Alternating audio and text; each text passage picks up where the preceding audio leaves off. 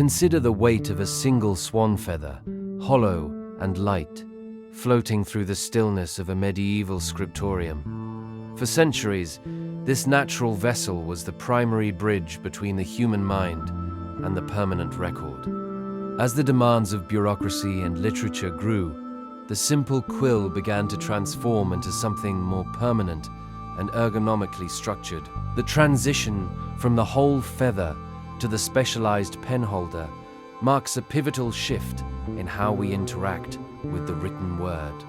Imagine a quiet workshop in the late 18th century where craftsmen began to experiment with materials like ebony, rosewood, and polished bone. These materials provided a necessary counterbalance to the newly invented steel nibs that would soon replace the organic quill tip. The ergonomics of these early holders were designed to reduce the fatigue of long hours spent transcribing ledgers and correspondence.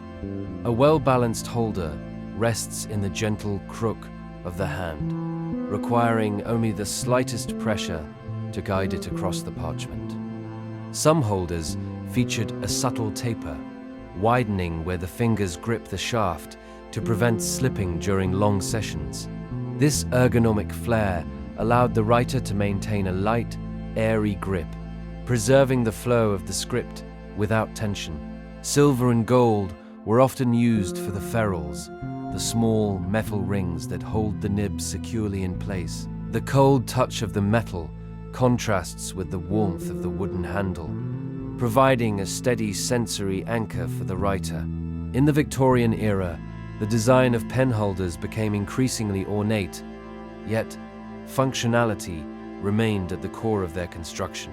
Cork grips were introduced to provide a soft, absorbent surface for those whose work demanded hours of continuous motion. Observe the way a heavy ivory holder feels in the palm, its mass providing a stabilizing momentum for elegant flourishes. The weight is distributed towards the back, allowing the nib to glide effortlessly with minimal downward force.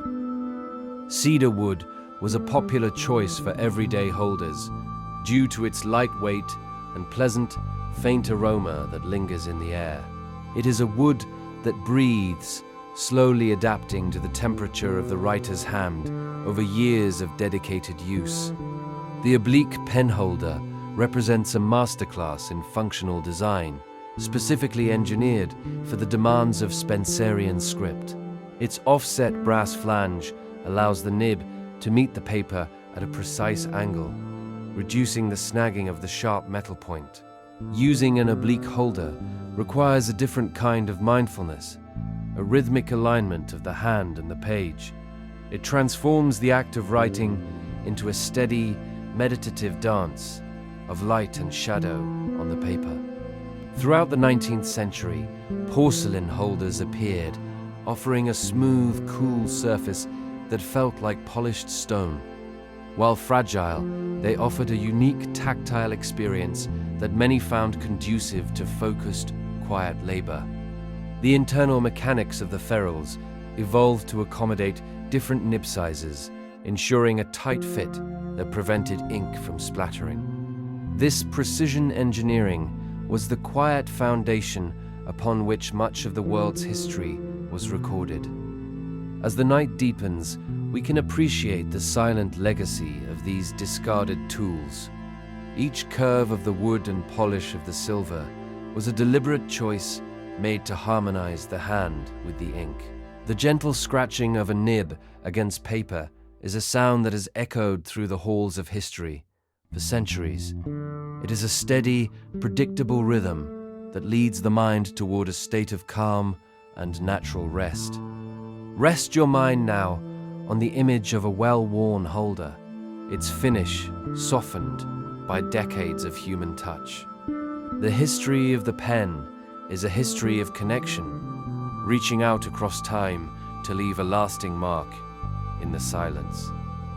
Discover more history by watching the next video. We're eager to share more with you. You can't go wrong. All our videos are deeply detailed, dull while fascinating, and distinctly sleep-inducing.